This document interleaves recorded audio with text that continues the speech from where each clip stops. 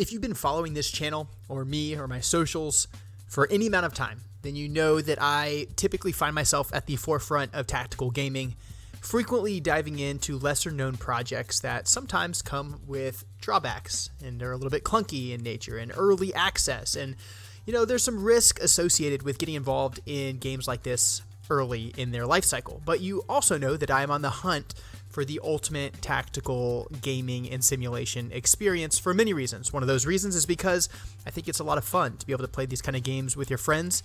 Another reason is because I think that this sort of experience is the future of real-world training and simulation for people who are part of professions that require these skills. Well, I was recently introduced to a game that falls into this sort of category. It's an immersive, asymmetric virtual reality or traditional PC game called Fast and Low. It's developed by Urban Giraffe Games Incorporated. So honestly, what finally got me was the fact that I watched a guy pull a weapon off of his buddy's back. So I'm thinking you can actually be in a stack and grab a flashbang off your buddy's belt and throw it over his shoulder kind of thing.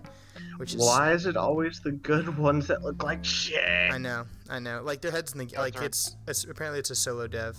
It is an indie game in early access. It is $15 in change right now during the Steam summer sale, and it is $20 whenever it is at full price. That is a steep price for an early access game, especially one that is still in its early and clunky stages as Fast and Low is. That said, I am happy to support this game despite it being in such early access because I've seen what it can do. I've enjoyed my time in it so far, and I've been really impressed with some of the features that Fast and Low has that no other game on the market has right now. You guys know that I love SWAT 4.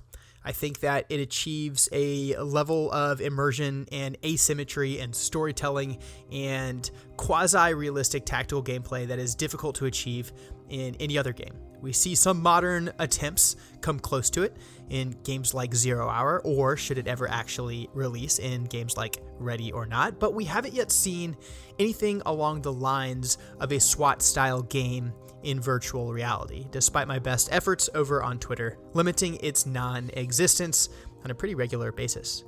And Fast and Low is as close as I've seen to a game trying to achieve this. Now you must be wondering, what the hell could I possibly mean? Because you're looking at this gameplay and all you see is ridiculous avatars and crazy cartoon graphics. Well, here's what I mean. Fast and Low doesn't encourage the player to go rushing into these situations, blasting away and killing all of the enemy that they stumble across. That is because they're civilians mixed among the enemy. It also encourages you to use voice commands to call out the criminals that are on these targets and encourage them to surrender. And you have to watch their hands, make sure they go up, and they actually drop the weapon. Suppress. On you. Clacker, clacker, clacker. Bang it. I don't have any bangs. Bang out. Ah! Oh shit. On the ground. Ow. Give up. Get down on your knees. I'm pretty sure he was surrendering. Now. One down inside. I'm taking She up dropped her. her guns. She is a Clearing suspect. the civvy. Dead space by the desk. Believe it. There's also wound mechanics, so you can have non-lethal engagements where perhaps you only wound a suspect rather than completely disabling them. It's a co-op, campaign-driven kind of game, and before each level, you get a mission briefing to start with so you understand a little bit the sort of situation that you are encountering. And you can adapt your tactics and your approach and your entry methods based off of the situation that you're running into. It has something that I haven't seen in any other first-person shooter, although I haven't played every first-person shooter in VR, but it's certainly the first time I've ever seen it in a tactical game in virtual reality, and that is doorknob manipulation. It seems like a simple feature, but it's a hugely important one if you love CQB and you want to get these tactical experiences right. So now you actually have to pay attention to where that doorknob is located and position yourself correctly on the right side of the threshold. And then you have to maintain positive control of your weapon while you're manipulating that doorknob and throwing it open.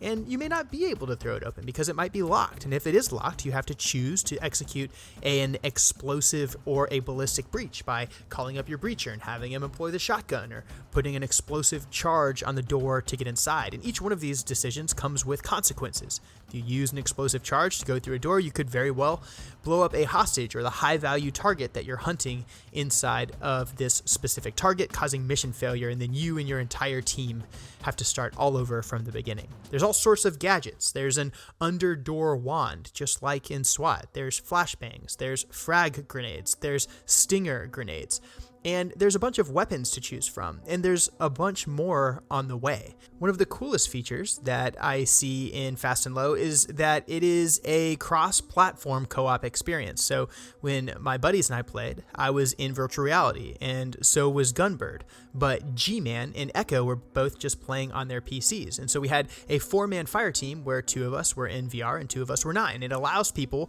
with different levels of access to technology and PCs to play together with their friends. This unlocks a ton of accessibility bonus points for groups of friends who all want to play together, but maybe some have VR and some don't.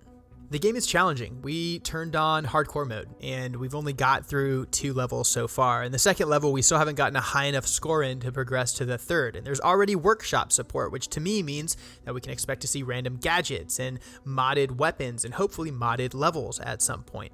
Now listen, I'm not saying that Fast and Low is the end-all, be-all virtual reality tactical shooter experience. There's certainly prettier projects. Onward is a much prettier game. The gunplay in Onward is better than it is in Fast and Low. And Crunch VR has much better demolition and destruction mechanics. But Fast and Low has the best tactical mechanics in the co-op. It just does. You can manipulate doorknobs. You can employ non-lethal effects. You can call out to the enemy and to civilians. You can use flex cuffs to put people into custody. You have to watch your fire. You have to use shoot and no shoot target discrimination so that you don't fail the mission. It has a point system. It's got all of these things that I've desperately wanted to see in virtual reality games since I started playing virtual reality games. And it's almost silly that this tiny indie game is doing so much right, but it is. And it's also $15 on sale or $20 not on sale, but it is damn good for that. And I'm not saying that you're going to love it, but I am going to say if you like tactical games as much as I do, you will enjoy it.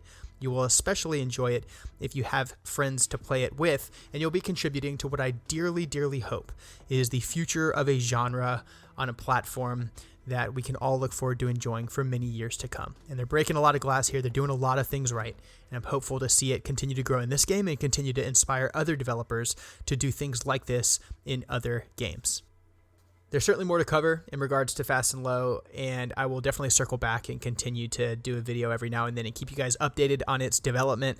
Let me know if you buy the game. Go ahead and comment down below and just let me know what you're thinking of it or some of the things that the developer, and I think it is just one dude, can do to continue to improve the experience. And if you're new here and looking to support the channel because you like what you've heard here or seen in my other videos, you can become a member for as little as 99 cents by clicking on that blue join button down below. It'll get you access to some cool perks. We actually just added the platinum tier, which will get you a 20% discount at the CPG store off of Teespring, which you can get from my YouTube channel page, or sometimes the merch shelf shows up in the videos below. I'm Controlled Pairs, play the most immersive tactical shooters and combat sims in the world. This is Fast and Low, and I'll see you in the next one.